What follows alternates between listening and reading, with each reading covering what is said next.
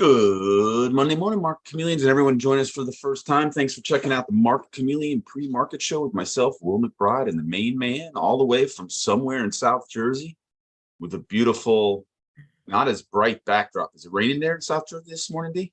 Yeah, today it is. Yeah, it's usually But much brighter. So we do want to start with the disclaimer. It's up there for everyone to see. Yeah, good morning, everyone. Before we get started, keep in mind, Will and I, Market Chameleon, we're not a registered investment advisor. We're not a broker dealer. We're not telling you what to do. We're just sharing ideas. If you need professional advice, call your registered investment advisor or call your broker. That's what they're there for, to give you advice, provide you with guidance. There's the disclaimer. All right. Anything going on in the pre-market this morning? Yeah, so let me share my screen. And if you guys are joining us for the first time and have any questions, you can put those questions on the live chat on YouTube. Will's watching it. He'll read them back to me. If you want to come on a show and ask your question live, we also provide a link to Zoom. If you click on that link, you could go over to Zoom. Once you're in Zoom, there's a button, raise your hand, click on that. You don't have to turn on your video camera, but you'll be able to ask your question directly. If you want to ask questions about data, Market Chameleon tools, analytics, or maybe discuss strategies that you've been trying out and have been working for you. If you've seen something unusual, you're welcome to come on a show and discuss that. I think that will benefit the entire community. While we're waiting for questions to queue up, I think what we'll do is take a look at the pre-market report, see what's going on in the pre-market hours, maybe take a look at what's going on the earnings front coming up this week. Sound good, Will? Perfect. All right, so this is the pre-market report. And these are stocks that are trading in the pre-market hours. We have our most active stocks, biggest percentage gainers, biggest percentage decliners. And here I see 57 stocks made our percentage gainers list, 37 on the decliners. So from that perspective, a little bit more bullish bias at the open. But let's filter out this list and take a look at just S&P 500 stocks. So we'll take out small cap stocks, ETFs, leverage products, preferred stocks. Let's clear those out just to focus on S&P 500 stocks. To do that, I'm going to use the filters here in ETF, drop it down. By selecting one of these ETFs, the list below will get filtered by the holdings in that ETF. So SPY, that's the S&P 500 ETF. I'm going to select that. And now this list will filter out holdings in SPY, which are the constituents of the S&P 500. Here we see kind of a mixed bag, 7 up, 7 stocks made our percentage gainers list, 8 on the decliners list. So not a huge list, but here I would say this is mixed, neither positive or negative. I think over the weekend I've seen reports, Fed officials trying to go out there and talk about being hawkish on inflation, and that's part of their job, is to tame inflation expectations.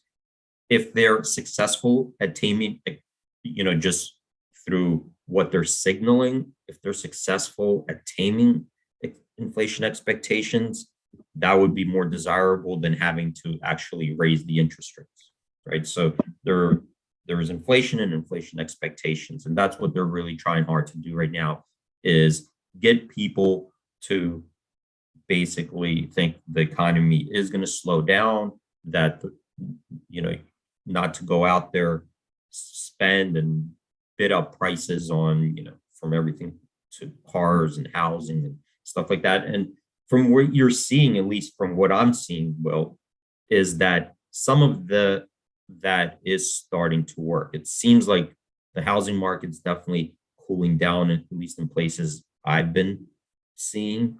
And people I know in the car business have been telling me the same thing, that they've seen a cooling off in those. There's still an issue with the supply chain. There's still an issue with we're not getting the same amount of cars and inventories are low, housing price, but the prices of those have cooled off.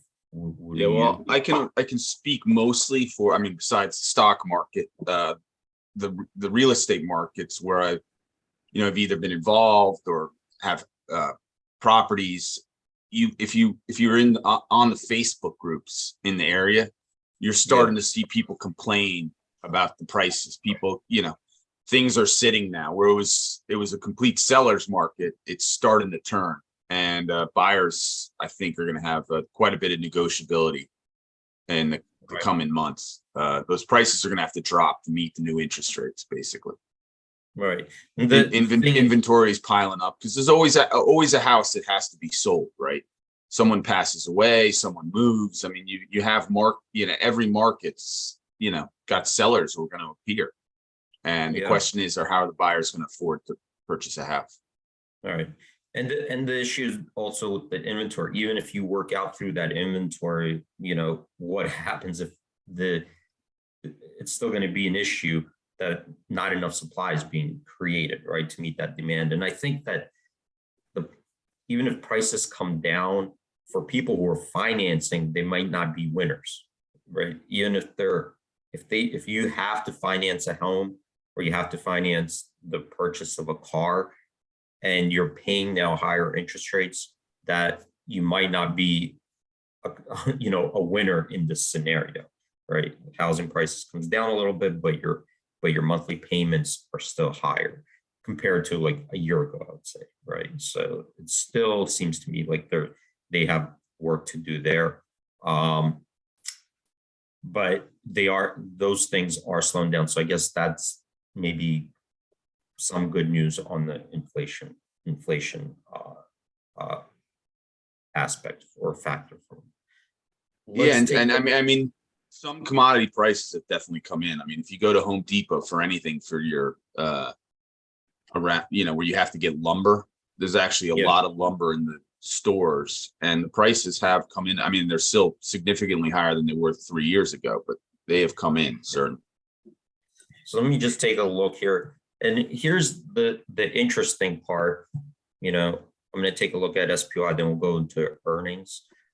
That if you look at the 10-year yield at this point, I think we're at like 2.68, something like that, 2.7%. So here, let's say we round it.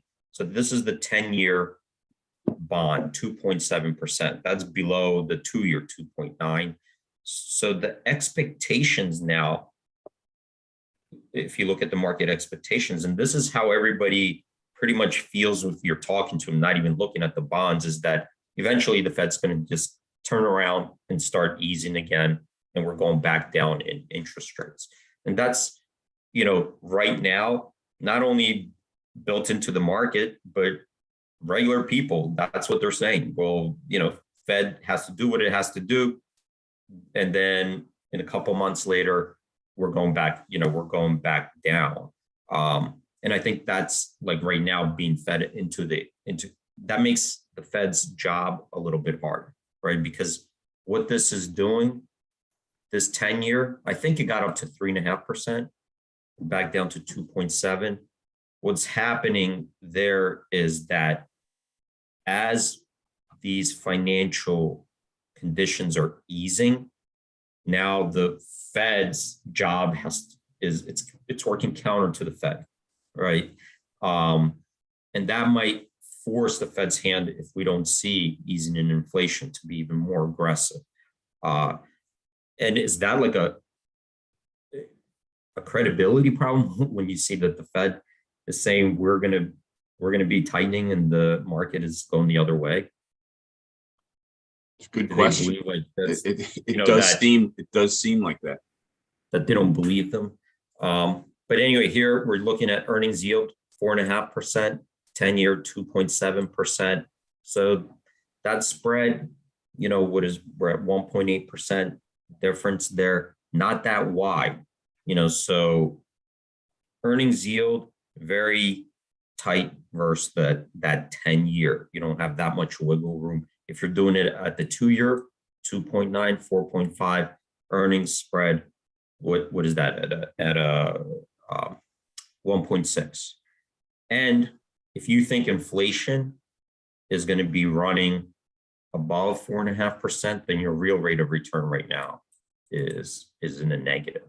So it depends where you think inflation is. And by the way, one thing with the target of inflation is that the Fed's goal is not to just bring it down to 2% and say we're done.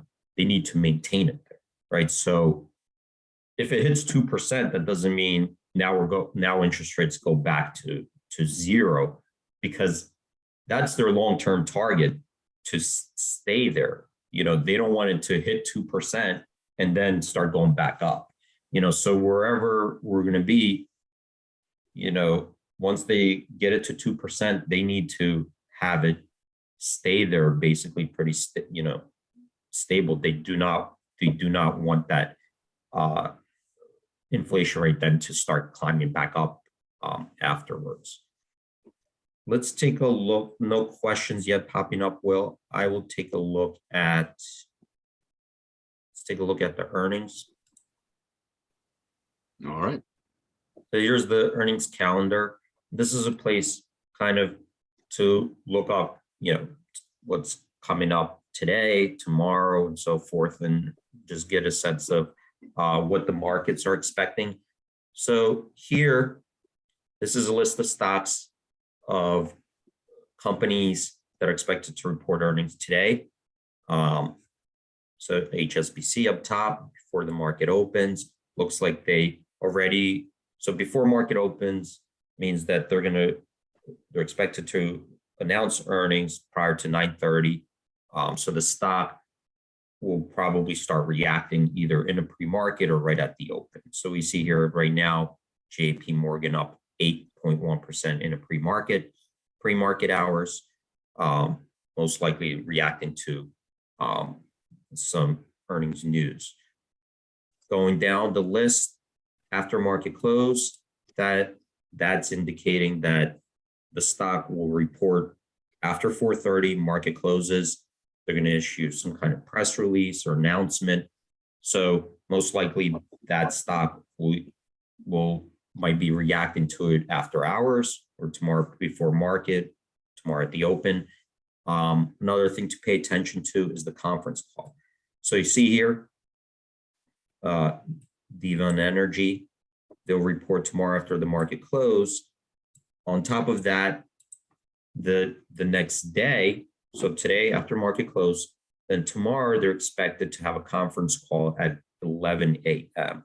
That's important to pay attention to, because sometimes those conference calls are really where you get the information that the stock can move, because then the management will give you insights into what they're seeing, perhaps what they're looking at going forward, how they feel about the future of the business economy and so forth. So investors are paying attention to that. You could get one move, and I've seen this before, where the stock reacts one way after the press release, because you get these top line numbers, earnings beat, revenue beat, and then once you start listening to the management, the explanations about their future outlook, that stock could potentially even reverse. So very important to pay attention to those earnings calls, because that's where really you get more insights into the numbers. A couple of these that we're seeing here, this move, these are the reactions in the pre-market hours. The expected move here, this is looking at the closing or the most recent at the money straddle that covers earnings, and that move is what the market is pricing in up or down, right? So if you're buying a straddle, you're buying a call, buying a put, so you're paying premium for both. The stock has to move up or down by big enough percentage to cover the cost of both the call and the put premium. So that's what we're looking at here. That's comparing to where the stock is currently in the pre-market hours.